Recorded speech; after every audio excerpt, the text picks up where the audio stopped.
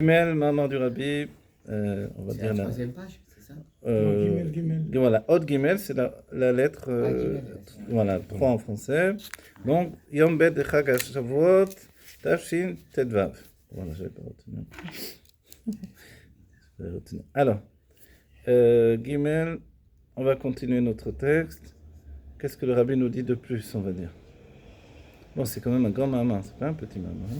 Oui, c'est pas un truc simple, hein, ça. Ah oui, oui. C'est un maman qui réunit vraiment toutes les notions de Kabbalah. Oui, parce que rien que dans le deuxième truc, il t'a... C'est le Etzraïm, ce maman-là. C'est grand. Gimel. Veine kolze, alors tout cela, ou Hamshacha, Aleph, Sheba, Be, Gvul. C'est donc la Hamshacha. La Hamshacha, quand on traduit, ça veut dire à peu près le fait de drainer la lumière. Ok. Sheba, Be, Gvul. La lumière qui vient, mais dans une notion de Gvul. Puisqu'on a dit le Kav Ein Sof, on peut entendre, quand on entend le nom, on dit, bon, ben l'infini. L'infini, mais son chidouche, c'est pas qu'ils sont infinis. Parce que sinon, il y avait déjà de la lumière infinie qui remplissait le Chalal HaPanui. Donc justement, il n'y avait pas d'endroit vide. Donc l'infini, c'est pas ce que Dieu désire. Mais justement, que le Kav qui est infini fasse pénétrer cet infini dans la limite. Du coup, il s'appelle également le Kav Amida.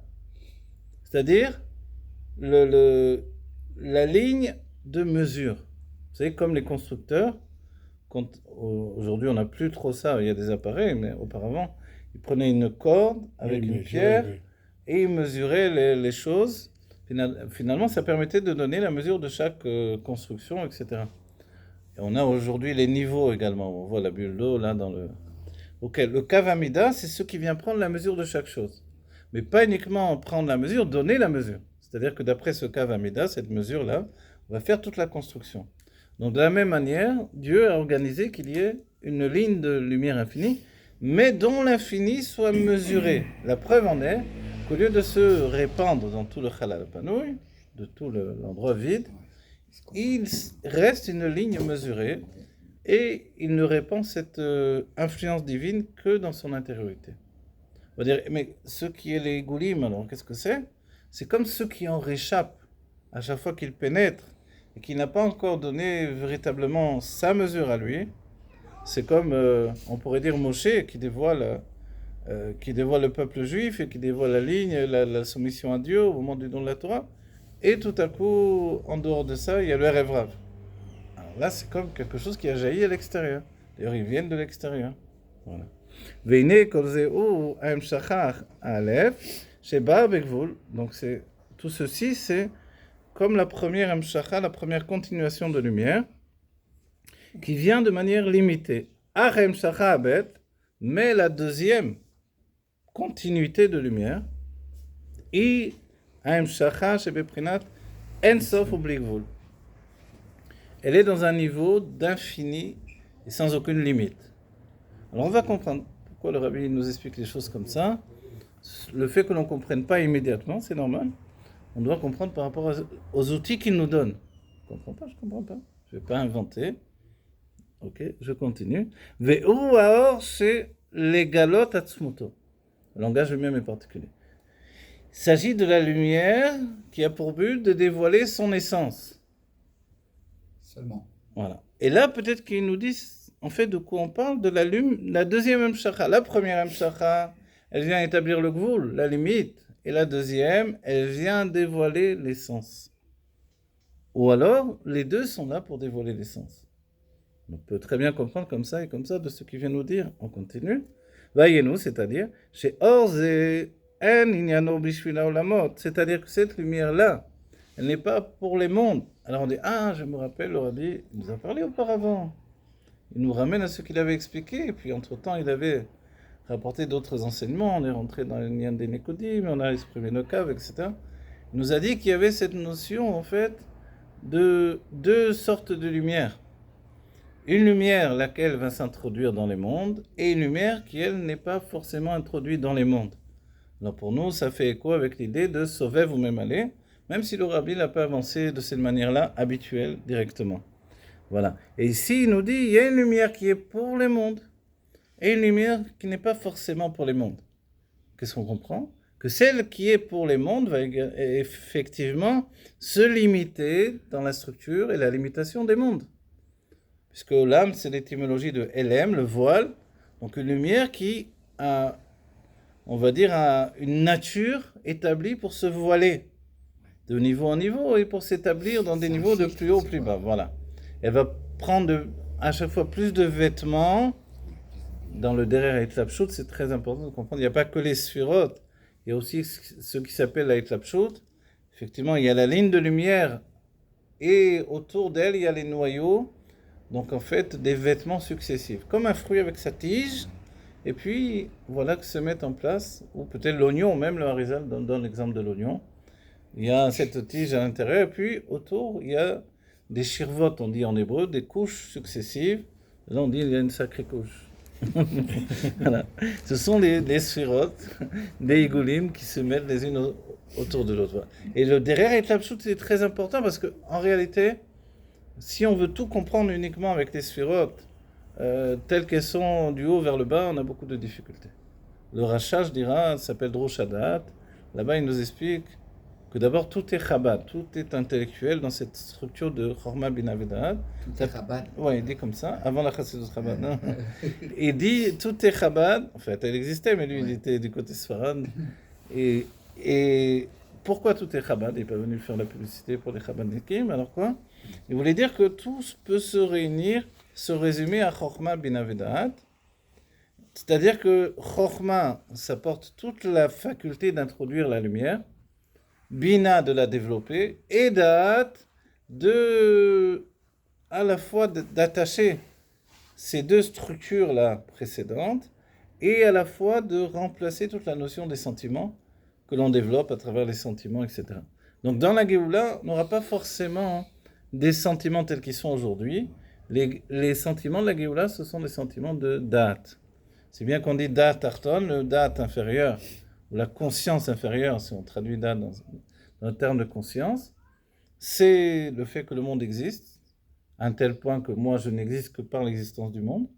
Et Da'at Elyon, le fait que Dieu existe d'une manière absolue et je n'existe pas. Voilà. Donc en fait, il nous dit, voilà, tout est là. Donc si tout est là, et ensuite quand il explique les choses, il nous dit, maintenant on ne peut pas comprendre les choses seulement du haut vers le bas. C'est impossible, parce que sinon il y a de grandes incohérences dans les écrits du Harizal. Alors, il dit au moins envisage qu'il y ait de droite à gauche également. Et ainsi de suite, jusqu'à ce qu'il y ait finalement une infinité de dimensions infinies. Ça, c'est le véritable aspect de tout ça. Et pour ce faire, il faut comprendre qu'en plus des sphirotes telles que on les a expliquées, il y a également le derrière Eitlapshut, le fait de vêtements qui s'habillent les uns sur les autres. Et en fait, même dans le monde où on se trouve, il y a le prince de la génération et nous sommes les vêtements autour de lui. Chacun à son tour, chacun par rapport à la soumission que nous avons au prince de la génération, on s'habille, notre âme s'habille autour de celui qui se trouve devant moi, et ainsi de suite. Voilà. Et on est vitalisé, ça c'est les écrits du Tanya qui nous donnent de comprendre tout ça ensuite. Voilà. Voyez-nous, chez Orze en inyano bishvil haolamot, c'est-à-dire que s'il y a une lumière qui elle n'est pas, on va dire, subjuguée par les mondes, limitée par les mondes, mais qui est là pour dévoiler l'essence de Dieu, alors ce n'est pas une lumière pour les mondes eux-mêmes. Et là, ou gilui mina etsem. C'est ce qui s'appelle le dévoilement depuis l'essence. Le dévoilement depuis l'essence, on pourrait comprendre, comme on a dit tout à l'heure, on a dit, finalement le roi va donner, c'est le terme du rabbi dans les Batelegani, c'est que le roi part en guerre et il dépense mes basbel, c'est call out savo, c'est-à-dire tout le trésor, il sort tout l'argent. Ouais. Les caisses sont vides, il faut gagner la guerre. Il n'y a plus rien. Alors le roi il décide de donner sa propre vie. C'est une image pour nous dire que le roi, malgré tous les tzimtzumim, les élémim, malgré toutes les contractions, les réductions de lumière, les voiles, les écrans de séparation, la matière n'apparaît toujours pas. Alors le roi se précipite lui-même et l'essence s'impose comme la présence de la matière. C'est la volonté divine. Voilà. La volonté divine de manière absolue, sans transition, c'est ce que dit le Rambam, puisqu'il dit Be'amita timatson nimsau kola nimsaim. De la vérité de son être sont tous ceux qui sont. Donc quand on voit le Rambam, il n'y a pas de création chez lui. Dieu est là et tout est là avec lui. C'est comme un miracle que tu fais. Voilà, comme un miracle. Voilà. Un miracle, c'est-à-dire, comme on voit avec des prophètes qui n'avaient pas d'huile, donne-moi des trucs, je te mets de l'huile, voilà. Voilà, si tu veux, Et on exactement. repart à zéro, on est reparti. Mais c'est Voilà, quand même exactement. fort pour que... Comme si tu dirais l'action qui est le début de tout ce qui a précédé. Qui est une vérité dans la chassid. On dirait, mais attends, mais l'action, elle est la finalité. Avant, il y avait la pensée, il y avait tout ce qui... Oui, mais en vérité, c'est l'action qui débute tout. Parce que c'est ce que Dieu désirait. Et comme il désirait cette finalité, la finalité, c'est le commencement chez lui. Parce que l'action, la finalité chez Dieu, elle est constamment devant lui. Voilà. C'est pour ça que lui, ça ne le gêne pas. Voilà. Nous, ça nous gêne parce qu'on est... Voilà, nous, on a peu... besoin du talir, Ouais. du déroulement des choses. Voilà, il nous dit maintenant, Okemo, Sheba Beprinat Gilou Yaolamot, ou comme le fait qu'ils viennent dans un, pardon, un niveau de dévoilement des mondes, Are O Nikra Beshen Ratson. Alors, dans les mondes, ce niveau de suprématie de cette lumière particulière qui n'est pas pour les mondes, mais pour la naissance des mondes ou pour la construction des mondes, mais qui, elle, est là pour établir le dévoilement de l'essence, alors il nous dit, on peut appeler ça également la volonté. La volonté, il y a le monde, on peut vivre dans le monde sans chercher à savoir quelle est la volonté du Créateur. Mais quand on se demande, mais quelle est la volonté du Créateur pour ce monde-là? C'était quoi son idée, son plan de bataille, mais son plan sa stratégie, et c'était quoi son but? Puisqu'on a l'impression que ce monde est tellement bas, dans la notion chassidique, on dit que en tarton et matam imenu. Il n'y a pas de plus bas que ça. Les incohérences de la réalité matérielle, ça peut aller jusqu'au niveau les plus abjects et ignobles qui peuvent exister. Alors on dit, qu'est-ce qu'il veut Dieu dans tout ça? D'un certain point de vue, nous on est protégés par la Torah et les mitzvot. Mais quand on se retrouve dans le monde en dehors de Torah et mitzvot, ça fait peur. Les goïms ne parlent plus que de fin du monde et de complots et de ci, et de là, et de... Tous les feux sont allumés par les hommes, même les orages, ils ne sont plus des orages naturels, etc. Donc on voit qu'on est vraiment dans un monde qui fait peur de plus en plus. On dirait, qu'est-ce qu'on fait avec ça? Alors, nous on se dit non, peu importe ce qui se passe autour, ça c'est les goïms, comprenez? Quand vous regardez Facebook, Instagram et je sais pas quoi, tout ça c'est les goïms. C'est leur monde à eux. Voilà, de temps en temps, on regarde par la fenêtre. Ah, voilà, il se passe comme ça. Et des fois, il y a effectivement des interférences entre le Igolim et le Yosher. Mais nous, notre travail, c'est de se comporter selon la ligne droite. Et d'affirmer les choses telles qu'elles sont construites dans la ligne droite. Le Yosher. Dieu nous a donné cette terre, elle est pour nous. Le reste du monde, ok, vous voulez, ça vous appartient. On n'a jamais revendiqué le reste du monde. Pourquoi vous revendiquez cette terre, vous? Chacun sa terre. On nous l'a donné, laissez-nous cette terre, on a un petit morceau. Vous avez le monde entier, prenez-le. Etc., etc. C'est-à-dire tout le cycle de notre vie, c'est le Yosher. Et ça aboutit effectivement au Kodesh Kodashim, au sein des saints dans le Beth Amikdash, ce que dira le Tanya. D'accord? Ok, donc tout ça c'est la volonté. Je connais la volonté de Dieu, je ne m'effraie de rien. Comme on a dit au Rabbi, est-ce qu'il y a lieu de s'effrayer du réchauffement du monde, du fait qu'effectivement les choses vont mal au niveau naturel? Le Rabbi dit peut-être si on était nous au niveau du monde naturel, on avait de quoi s'effrayer. Mais compte tenu que nous sommes attachés à la conscience que Dieu recrée le monde à chaque instant, pour l'instant il est recrée comme ça, mais s'il veut, il recrée tout à fait différemment. Il peut donner un monde tout à fait nettoyé, soigné et merveilleux, dévoilé, où le divin se dévoile de manière indépendante de tout ce qui est autour. Voilà. Alors, Shi'u Gilou Yatzmut, la volonté vient établir ce qui s'appelle le dévoilement de l'essence. Ukemo Shi'u Bekochot HaNefesh, et comme on le découvrira dans les forces de l'âme. À nouveau, il revient à l'explication dans les forces de l'âme, parce que c'est quelque chose qui va nous parler, de nous donner de comprendre.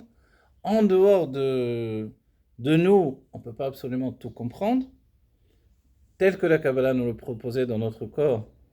Aujourd'hui, on a intégré la psychologie dans notre éducation, donc on ne peut pas accepter tout au niveau du corps. Alors, maintenant, justement, par l'âme, on peut intégrer des notions de divin qui, auparavant, restaient éloignées de nous. Donc il nous dit comme dans les forces de l'âme. Qu'est-ce qui se passe dans les forces de l'âme?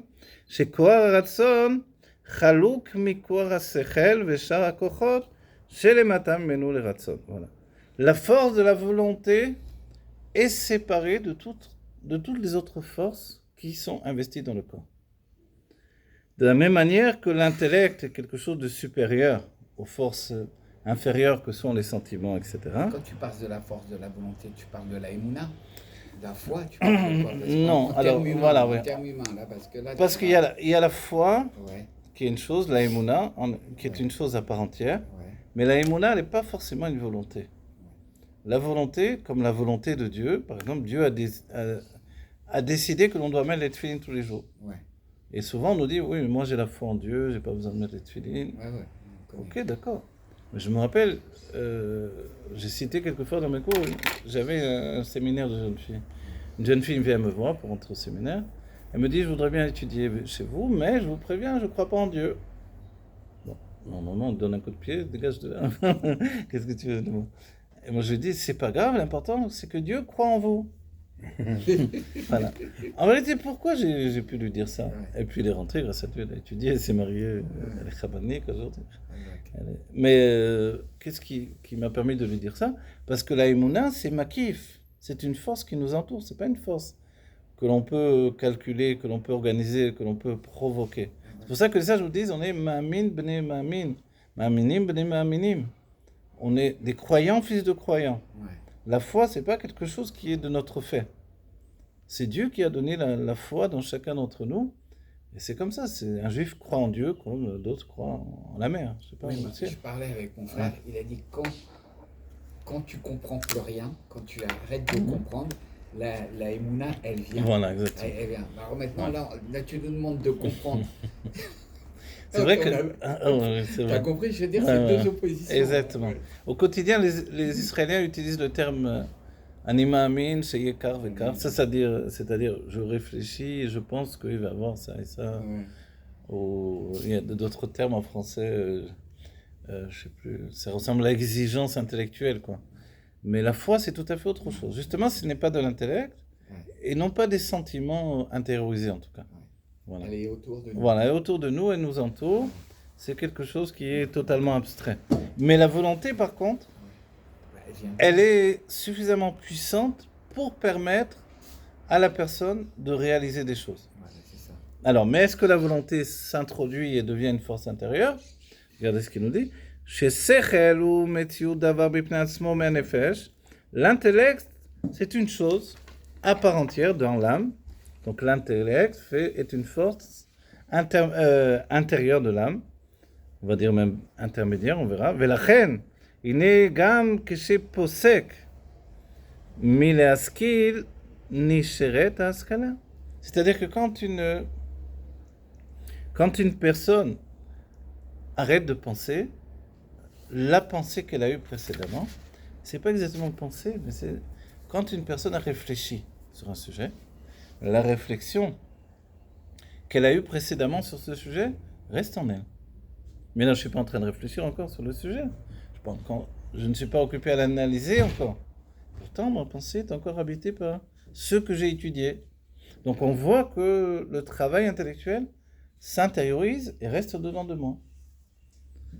Vezeo, alors il nous dit, liyota metziut le'atzma, parce que c'est une existence à part entière, l'intellect.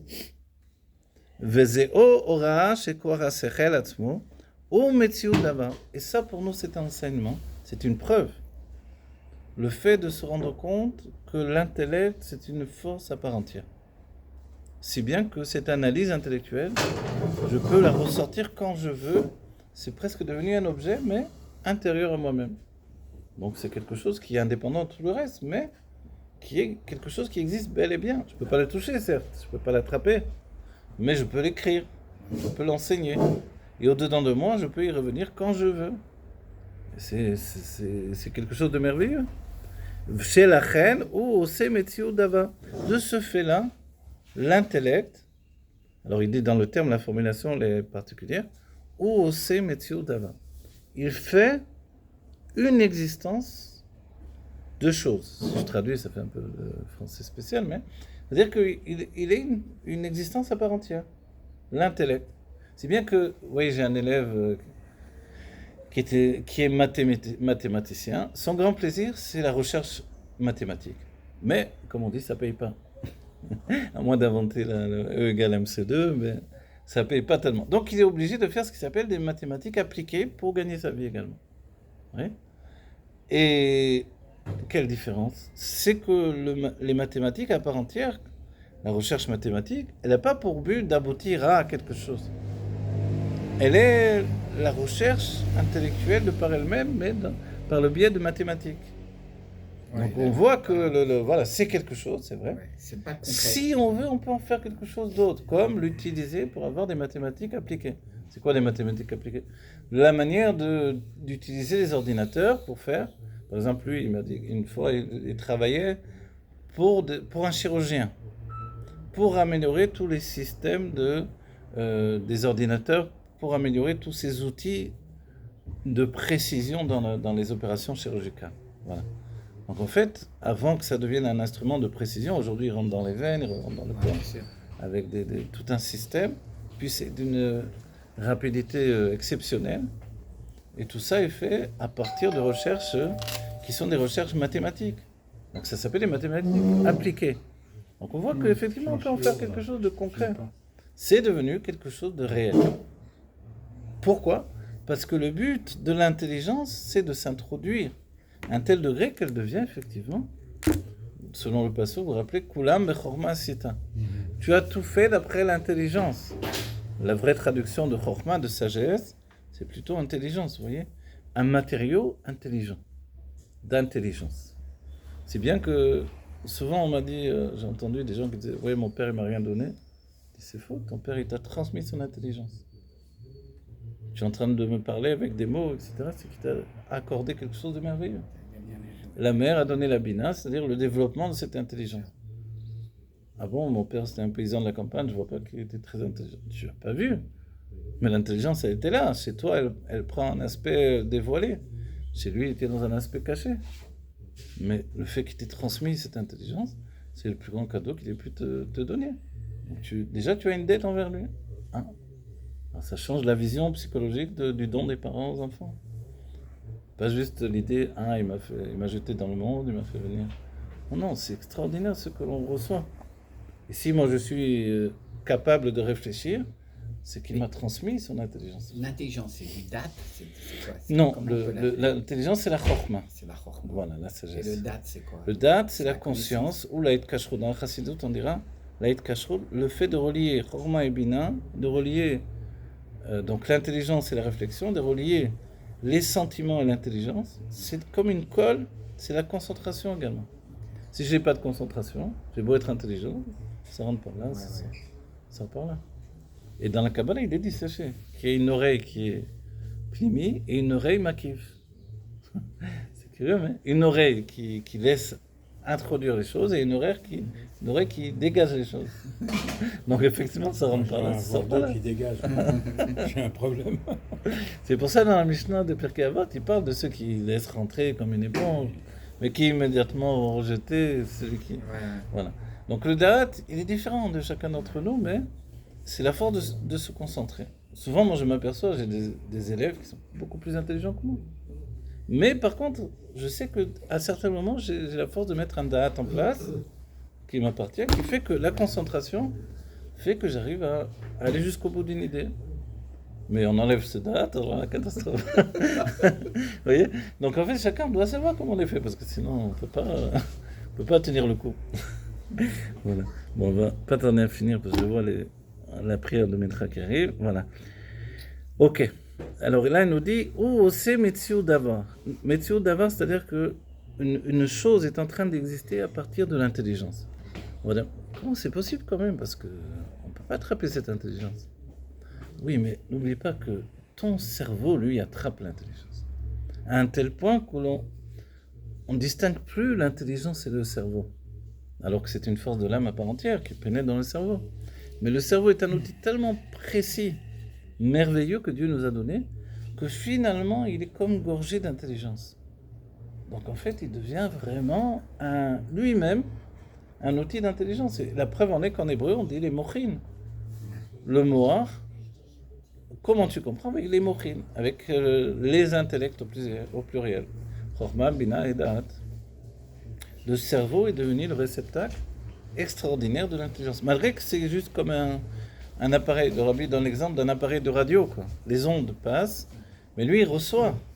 En fait, on est entouré d'ondes qui passent tout le temps. Et si tu as l'appareil de radio, tu entends les choses.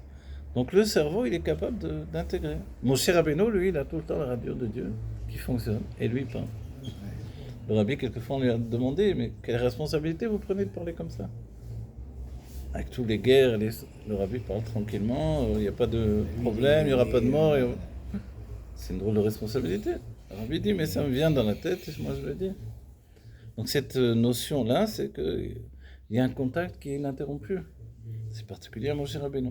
Donc c'est que lui, son intelligence, et là on explique que l'intelligence, c'est pas juste d'être comme Aristote. Le Rambam a dit qu'Aristote, il avait le niveau d'un Tana, d'un sage de la Mishnah, c'est pas rien. Donc un Tana, c'est une drôle d'intelligence, c'est Rabbi Akiva, c'est Rabban Gamiel, etc. C'est possible. Mais ensuite, les sages ont dit, plus il grandissait dans la connaissance, plus il grandissait son orgueil. Certains ont dit qu'il s'était converti, d'autres ont dit qu'il était juif déjà, du départ. Quoi qu'il en soit, le Rambam a utilisé Aristote pour confronter la pensée grecque avec la pensée juive et faire son merveilleux livre Moreh Nevuchim, qui a été brûlé d'ailleurs parce que c'était pas évident de faire cette confrontation, il fallait s'appeler le Rambam. Et tous les sages n'avaient pas les kélim, les récepteurs pour comprendre ça. Donc, les guides des égarés. Oui, les guides des égarés, ouais. Donc en fait, on se rend compte que l'intelligence vient, elle rentre, mais elle crée en nous également une dépendance, non pas à la drogue, mais à la soumission, à ce qui est plus élevé que moi. C'est pour ça que Moshe, on a dit petit amamin ekol dava. Petit, ça ressemble à petit en français. Dire presque un idiot qui croit tout ce qu'on lui dit. Dieu lui dit, voilà, etc. Je sais pas. Vous allez sortir d'Égypte. Ok, juste envoie quelqu'un d'autre parce que moi je suis une catastrophe. Je te crois, j'ai pas de problème. Moi je veux bien sortir avec lui. J'irai voir après, en l'air extrait, avec plaisir. Et etc. Moshe il reçoit tout de Dieu. On va dire, mais hop.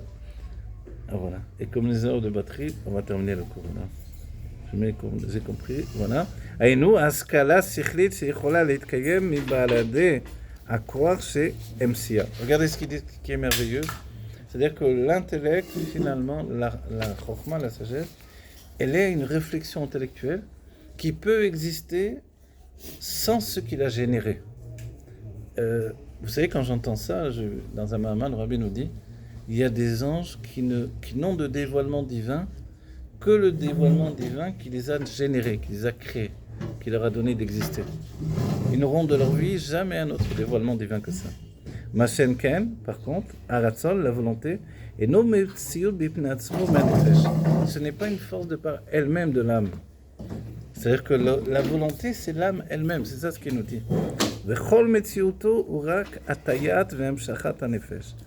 Toute son existence, c'est juste le fait de diriger l'âme et de continuer l'âme vers un dévoilement. ולכן, לאחר שהרצון מסתלק והפסיק לרצות, לא נשאר מהרצון מאומה.